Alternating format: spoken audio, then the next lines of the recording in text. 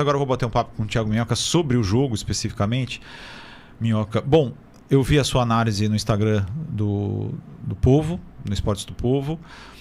Vi também como é que foi toda a repercussão. A gente acompanhou a partida e o Ceará conseguiu fazer um segundo tempo bem superior ao primeiro, né? Então eu queria que você nos contasse aí as suas impressões e por que o Ceará jogou mais no segundo tempo e jogou pior no primeiro tempo. Eu não sei se pelo fato de ter enfrentado o Palmeiras na quarta, e foi a mesma escalação, né, que entrou em campo contra o Vitória, se isso gerou também uma certa acomodação, enfim, se o desgaste também pesou. Mas a criação do Ceará, eu até tinha imaginado que ele repetiria a formação. Mas eu acho que alguns jogos, por exemplo, você vai pegar o Palmeiras, beleza, você tem que reforçar mais o meio de campo. Mas eu queria ter visto algo diferente do Condé. O próprio Horácio, na semana passada, na sexta-feira, tinha falado de possibilidades que ele poderia dar para outros jogadores, né? E ele não fez isso. Mas eu acho que ele poderia ter experimentado o Matheus Araújo, já que o Lourenço está jogando uma fase, um jogador a mais de criação. O Ceará perdeu muitas jogadas no primeiro tempo, não estava nada criativo, era um time muito burocrático, errava muitas vezes. Os laterais, tanto o Bahia, mas principalmente o Fabiano, jogaram muito mal. O Fabiano errou demais, e aí eu acho que é onde entra o método do Condé. Porque me preocupou ao mesmo tempo. O Ceará vem do jogo desgastante contra o Palmeiras.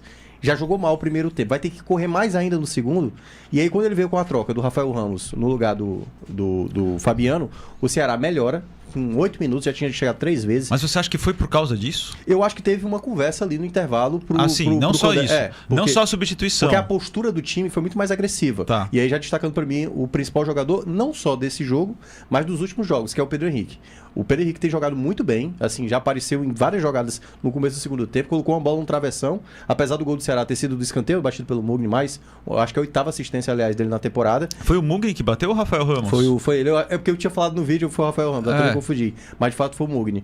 E a cabeçada do Marlon, que se desfendeu da marcação, Ninguém acompanhou e ele cabeceou para fazer o gol. E o Ceará... O Marlon não precisou nem subir, né? Exato. Ele só deu ali 3 passos para trás, cabeceou ali no canto, sem chance pro Arcanjo. E o Ceará ainda teve chance. O Rômulo entrou muito bem. O Rômulo fazia tempo que não jogava bem. Finalizou de fora da área, gerou um rebote que o Pedro Henrique também finalizou e o Arcanjo defendeu muito bem também no segundo momento. E perdeu uma chance incrível com o Lelê, assim, sabe? O Rômulo deu uma bola com açúcar para ele fazer o segundo gol.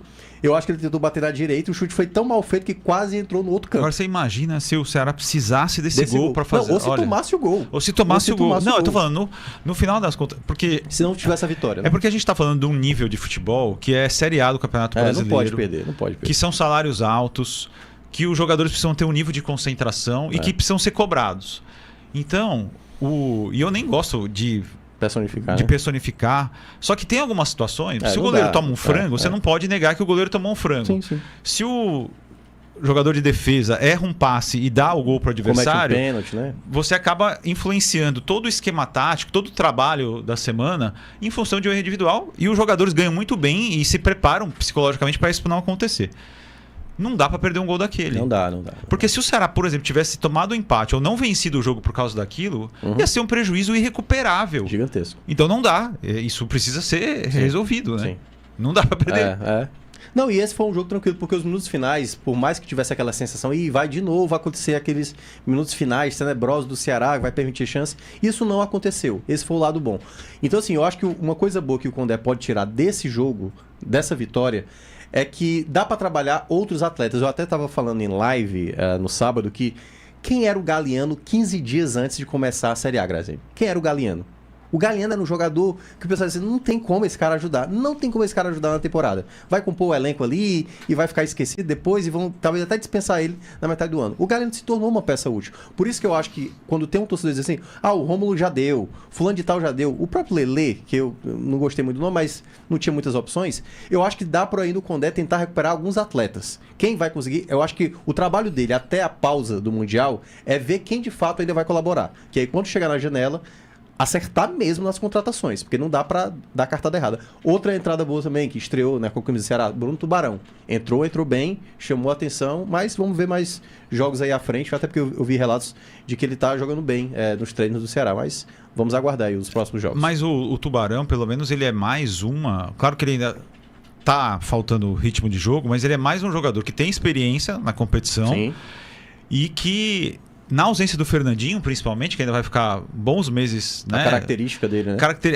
É um jogador a mais. Até porque também o Galeano vem jogando muito, com muita E o Condé concordou, obviamente, com a contratação do Tubarão. E o Condé, ele não é um cara de detonar jogador, não. Pelo contrário, ele trabalha e dá segurança. Eu sou super admirador do Condé e as entrevistas esse ano dele... mais ainda. Ele tá sabendo entender o momento de cada jogador. Em relação ao Fabiano, antes da gente ir pro intervalo, eu queria só falar uma coisa. Para mim, o Fabiano com a bola no pé, ele é muito bom. Ele começou a temporada de forma surpreendente, pouca gente conhecia ele agora. Nesses jogos recentes, ele tem falhado muito defensivamente sem a bola. Então, talvez seja o momento do Rafael Ramos assumir a titularidade. Talvez seja esse momento. Porque o Fabiano tem falhado, claro que não é só ele, mas ele tem falhado em coberturas, ele tem falhado no 1 contra 1 defensivamente. Com a bola no pé, ele é um bom jogador, constrói bem, vem para o meio e vai ser importante. Mas pode ser um momento ruim dele. E o Rafael Ramos pedindo passagem aí.